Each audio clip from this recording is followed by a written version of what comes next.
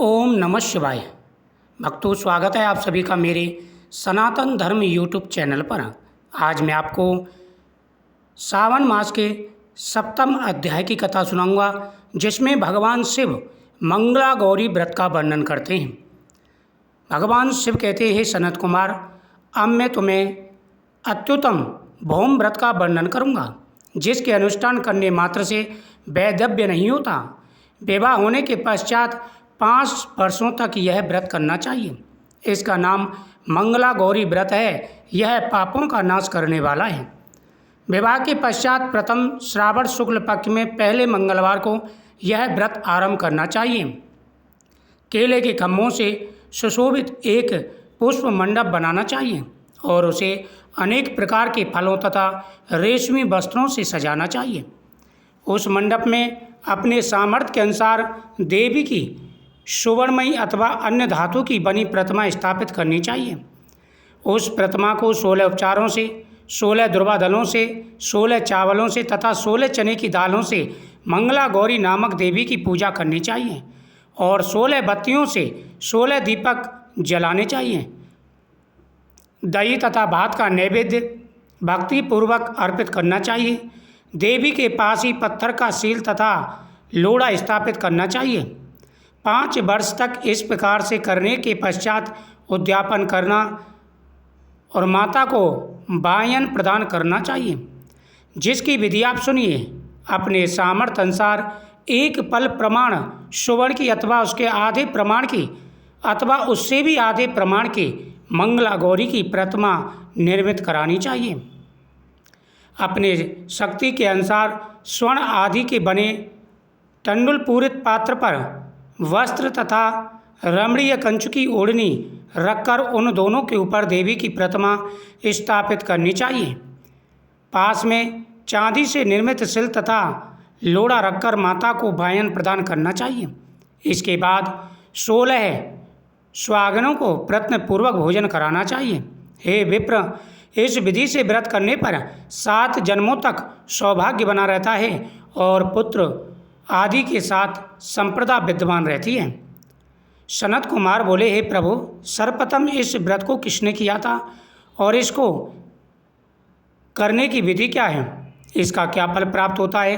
हे शंभु, जिस तरह से मुझे इसके प्रति निष्ठा हो जाए, कृपा करके आप मुझे बताइए। भगवान शिव कहते हैं, सनत कुमार, पूर्व काल में कुरु देश में शुद्ध कीर्ति नामक एक विद्वान, कीर्तिशाली, शत्रुओं के नाश करने वाला, 64 कलाओं का ज्ञाता तथा धनु विद्या में कुशल राजा हुआ था।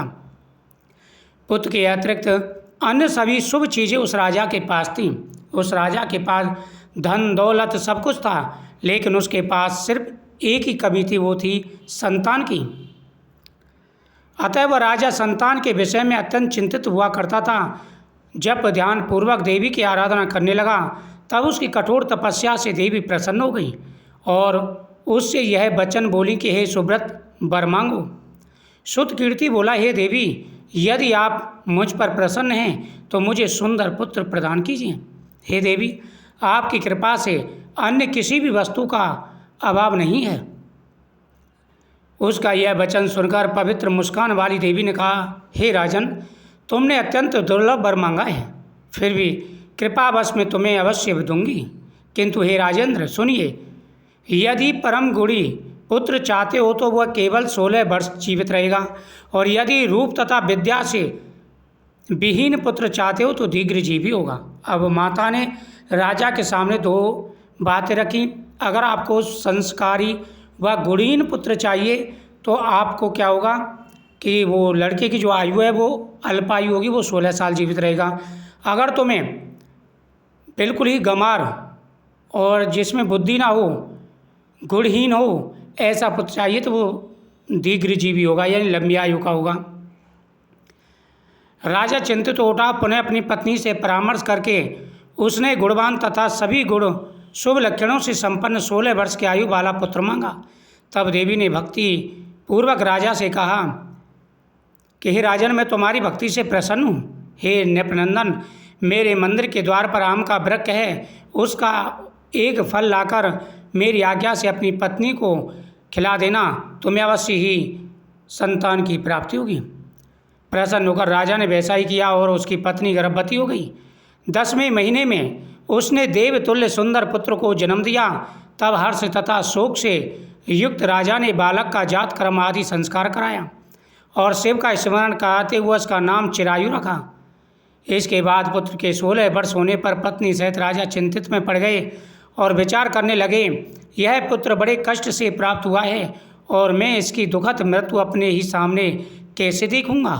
ऐसा विचार के राजा ने पुत्र को उसके मामा के साथ काशी भेज दिया। प्रस्थान के समय राजा की पत्नी ने अपने भाई से कहा कि कार्पटिक का वेश धारण करके आप मेरे पुत्र को काशी ले जाइए। मैंने भगवान मृत्युंजय से पूर्व में पुत्र के लिए प्रार्थना की थी और कहा था कि हे विश्वेश, आप जगत पति हैं, यात्रा के लिए मैं उस पुत्र को अवश्य भेजूंगी, अतः आप मेरी पुत्र की रक्षा करें, सावधानी पूर्वक उसकी रक्षा कीजिए। अपनी बहन की बात सुनकर भांजे के साथ वह चल दिया। कई दिनों तक चलते चलते वह आनंद नामक नगर में पहुंचा। वहां सभी प्रकार की समृद्धियों से संपन्न वीरसेन नाम का राजा राज्य करता था। उस राजा की एक सर्वलक्षण संपन्ना युवा अवस्था प्राप्त मनोहम तथा रूप लावण्य वाली मंगला गौरी नामक कन्या थी। सभी उपमानों को तुच्छ करके सौंदर्य अभिवृद्धि को प्राप्त वह कन्या किसी समय सखियों के साथ नगर के उपवन में क्रीड़ा करने के लिए गई हुई थी। उसी समय वह चिरायु तथा उसका मामा वे दोनों भी वहाँ पहुँच गए और उन कन्याओं को देखने की लालसा से वहीं विश्राम करने लगे। इसी बीच विनोदपूर्वक क्रीड़ा करती हुई उन कन्याओं में से किसी एक ने कुपित होकर राजकुमारी को राणा यह कुवचन कह दिया। तब उस अशुभ वचन को सुनकर राजकुमारी ने कहा, तुम अनुचित बात क्यों बोल रही हो? मेरे कुल में तो इस प्रकार की कोई नहीं है। मंगला गौरी की कृपा से तथा उनके व्रत के प्रभाव से विवाह के समय जिसके सर पर मेरे हाथ से अक्षत पड़ेंगे, हे सखी, वह यदि अल्पायु होगा तो भी चिरंजीवी हो जाएगा। उसके बाद वह सभी कन्याएं अपने अपने घर को चली गईं। उसी दिन राजकुमारी का विवाह था।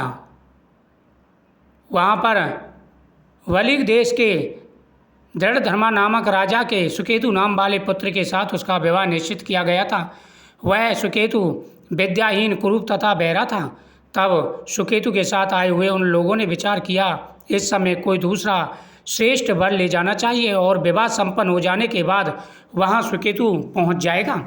उन लोगों ने चिरायु के मामा के पास जाकर याचना की, आप इस बालक को हमें दे दीजिए जिससे हमारा कार्य सिद्ध हो जाएगा। इस पृथ्वी पर परोपकार के समान कोई दूसरा धर्म नहीं है। उनकी बात सुनकर चिरायु का मामा मनी मन बहुत प्रसन्न हुआ, क्योंकि इसने उपवन पहले ही उस कन्या को देख लिया था। उसके मामा ने विचार किया, यदि चिरायु का विवाह उसके साथ हो जाएगा तो चिरायु की जो आयु है वो लंबी हो जाएगी। उनकी बात सुनकर चिरायु का मामा मनी मन प्रसन्न हुआ, क्योंकि उसने उपवन में पहली कन्या मंगला गौरी की बात सुन ली थी।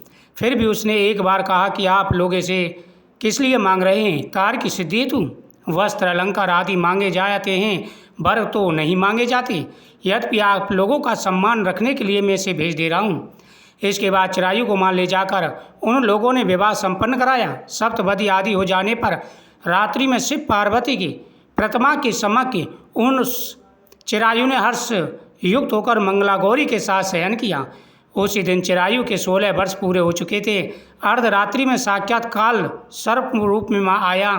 इसी बीच संयोगवश राजकुमारी जाग गई। उसने उस महासर्प को वहाँ देखा और वह भय से व्याकुल होकर कांपने लगी। तभी उस कन्या ने धैर्य धारण कर 16 उपचारों से सर्प की पूजा की और पीने के लिए उसे दूध पिलाया। उसने दीनता भरी वाणी में उस सर्प की प्रार्थना की तथा स्तुति की। मंगला गौरी प्रार्थना करने लगी कि मैं उत्तम व्रत को करूंगी जिससे मेरे पति जीवित रहें। ये जिस तरह से चिरकाल तक जीवित रहें, आप वैसा कीजिए। इतने में सर्प वहाँ उपस्थित एक कमंडल में प्रवेश कर गया और उस मंगला गौरी ने अपनी कंचकी से उस कमंडल का मुंह बांध दिया। इसी बीच उसका पति अंगड़ाई लेकर जाग गया और अपनी पत्नी से बोला, हे प्रिय, मुझे भूख लगी है। तब वह अपनी माता के पास जाकर खीर लड्डू आदि ले आई और उसके द्वारा दिए भोजन पदार्थ को उसने प्रसन्न मन से खाया। भोजन के पश्चात हाथ धोते समय उसके हाथ से अंगूठी गिर पड़ी। तांबुल खाकर वह पुनः सो गया। इसके बाद मंगला गौरी कमंडल को फेंकने के लिए जाने लगी। विधि की कैसी गति है कि उस कमंडल में से बाहर की ओर जगमगाती करती हुई हार कांति को देखकर वह आश्चर्यचकित हो गई। घट में स्थित उस हार को उसने अपने कंठ में धारण कर लिया। इसके बाद वह कुछ रात शेष रहते ही चिरायु का मामा आकर उसे ले गया। इसके बाद वर पक्ष के लोग सुकेतु को वहाँ ले आए। उसे देखकर मंगला गौरी ने कहा, ये मेरा पति नहीं है। तब उन सभी ने उनसे कहा कि हे सुबे, तुम क्या बोल रही हो? यह तुम्हारा कोई परिचित हो तो उसे हम लोगों को बताइए। मंगला गौरी ने कहा, यदि यह मेरा पति है तो उस रात्रि को जो हमारे बीच बातें हुई थी उसको बताएं। सुकेतु को कुछ पता नहीं था, इसलिए सुकेतु को वहाँ से भगा दिया। अब मंगला गौरी के पिता राजा ने कहा कि बेटी, तुम किसी प्रकार की चिंता मत करो, मैं तुम्हारे वर को अवश्य ढूंढूंगा। इधर मामा भांजे काशी जी पहुँच गए। वहाँ पर भांजे ने वहाँ पर पढ़ाई पूरी की। उसके बाद वह वहाँ से चल दिए। इधर राजा ने अपनी पुत्री के वर को ढूंढने के लिए एक यज्ञ का अनुष्ठान कराया और उसने घोषणा कर दी कि सभी वहाँ पर आएँ। राजा उधर से मामा भांजे भी लौट करके उसी यज्ञ में सम्मिलित हो गए और राजा ने लड़की को वहाँ पर बैठा दिया, मंगला गौरी को। उसके सामने एक पर्दा कर दिया। मंगला गौरी ने राजकुमार को पहचान लिया और अपने पिता को बताया। राजा बड़ा प्रसन्न हुआ और उसने कहा कि आप सभी जाएं। सभी को द्रव्य दक्षिणा लेकर विदा किया। इधर उस राजकुमार लड़के को ला करके अपने राज्य में सम्मान पूर्वक दोबारा से विवाह उत्सव कराया और रथ, हाथी, घोड़े आदि दे करके उनको विदा किया। उसके बाद वह अपनी पत्नी को लेकर के चिरायु अपने राज्य में पहुंचा तो उसका पिता देख करके बड़ा प्रसन्न हुआ। उसने कहा कि ये तो अल्पायु था, इसकी आयु कैसे पूर्ण हुई? तो जो चिरायु का मामा था उसने सारी बात बता दी। कहा कि ये तुम्हारी जो बहू है ये साक्षात मंगला गौरी है। मंगला गौरी देवी की इस पर कृपा, ये मंगला गौरी का व्रत करती है और इसके पतिव्रत धर्म से ही इसकी आयु लंबी हुई है। उसके बाद सभी हर्षपूर्वक उत्सव मनाने लगे और मंगला गौरी का व्रत धूमधाम से मनाने लगे। ओम नमः शिवाय, हर हर महादेव। माता मंगला गौरी सभी की मनोकामना पूरी करती हैं। इस कथा के श्रवण करने से पति की आयु लंबी होती है, हर मनोकामना पूरी हो जाती है। ओम नमः शिवाय, हर हर महादेव।